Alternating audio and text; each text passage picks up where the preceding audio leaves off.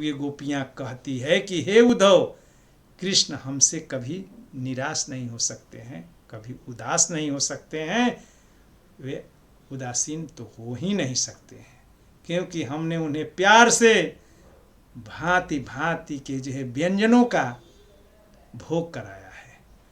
यही नहीं, और पिलाया क्या है, तो अपने अधरों के अमृत रस का पान कराया है। इसलिए वे अपने ब्रज के इस निवास को कभी भूल ही नहीं सकते हैं। परंतु हे उद्धव, हम किससे बातें कर रही हैं? तुम नीरस आदमी से। तुम्हारे सामने इस अपनी इस जो है प्रेम कथा का वर्णन तो करना ठीक वैसा ही है जैसे कि जो है घास काटना।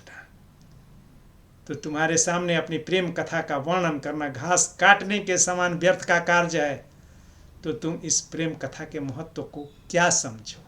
तुम समझ ही नहीं सकते हो। ठीक उसी भांति जैसे कि एक बहरा व्यक्ति जो है मधुर सुरीले तानों का आनंद नहीं ले सकता है, जैसे एक गूंगा व्यक्ति बोली कि जो है मधुर मिठास के मर्म को जान नहीं सकता है और न जो है बता सकता है। तो तुम्हारे सामने इस अपने इससे प्रेम की बात करना वैसे ही जो है व्यर्थ है।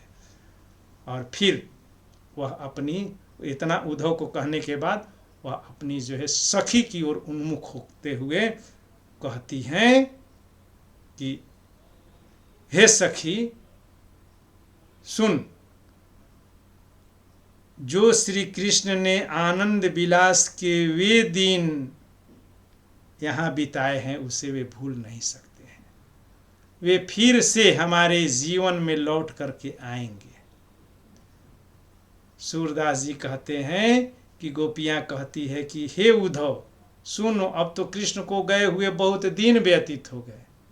कह करके तो गए थे कि तीसरे दिन आएंगे, मगर यहाँ तो 13 मास हो गए। 13 मास का मतलब जो है वर्ष बीत गया, यानी कि वर्ष दर वर्ष जो है बीतते जा रहे हैं।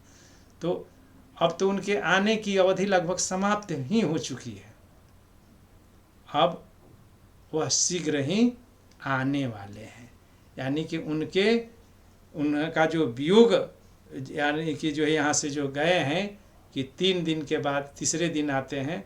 अब 13 मास हो गए, वर्ष बीत गए, इसलिए अब वे आएंगे और शीघ्र ही आएंगे।